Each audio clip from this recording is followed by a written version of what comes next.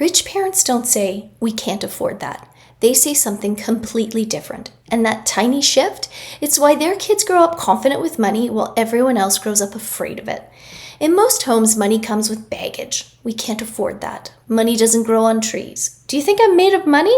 Sound familiar? Kids hear those phrases on repeat and they internalize something dangerous. Money equals stress, scarcity, something to fear. I grew up this way. Money was the family's secret. Nobody talked about it unless they were fighting about it. And I carried that anxiety straight into adulthood. But rich parents, totally different playbook. They talk about money like it's normal, because it is. No whispering about bills, no awkward subject changes, no treating finances like some shameful secret you can't tell anybody about. Instead, it's woven into everyday life. At the grocery store, here's our budget, let's make it work. At a restaurant, let's check the prices and choose together. At allowance time, so what's your plan for this? And when something's too expensive, they don't panic, they just explain, that's not in our plan right now. Here's what we're choosing instead. See that? Limits aren't failure, they're just how money works. Here's the game changer. They keep it positive. Money's not the villain, it's not controlling them, it's not something to resent or fight about. It's a tool, like a car. You learn to drive it, or it drives you. Rich parents don't say, we can't afford that with a sigh and an eye roll. They say, we're choosing to spend differently with confidence. Same situation, totally different energy. One teaches scarcity, the other teaches power. But mindset alone isn't enough. Rich parents give their kids actual systems. For spending, they don't just say, be careful.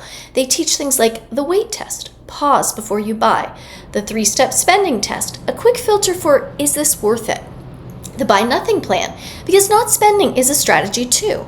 When kids have a system, they stop second guessing every dollar. They already know how to decide.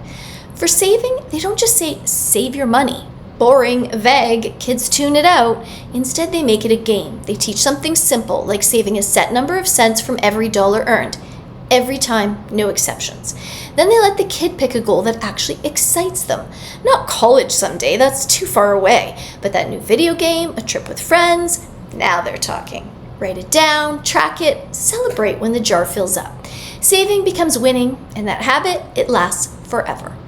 Then they go further. They introduce investing, not with jargon, just the mind-blowing idea that money can make money while you sleep.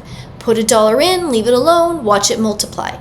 They might even let their kid pick a stock, something they actually understand, like a company that makes their favorite shoes or their favorite toy.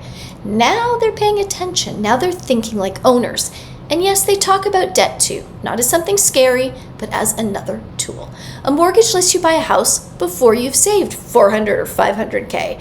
A business loan helps you build something that earns more than you borrowed.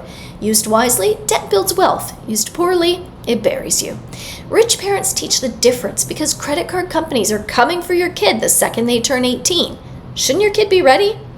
Here's the truth. You don't need to be rich to raise money-smart kids. You don't need a finance degree. You don't need to have it all figured out. I didn't. You just need to start talking.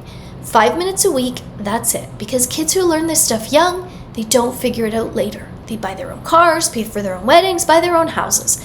I've watched it happen with my own sons. That's the ROI on teaching your kids about money. That's how you raise a kid with confidence, not fear.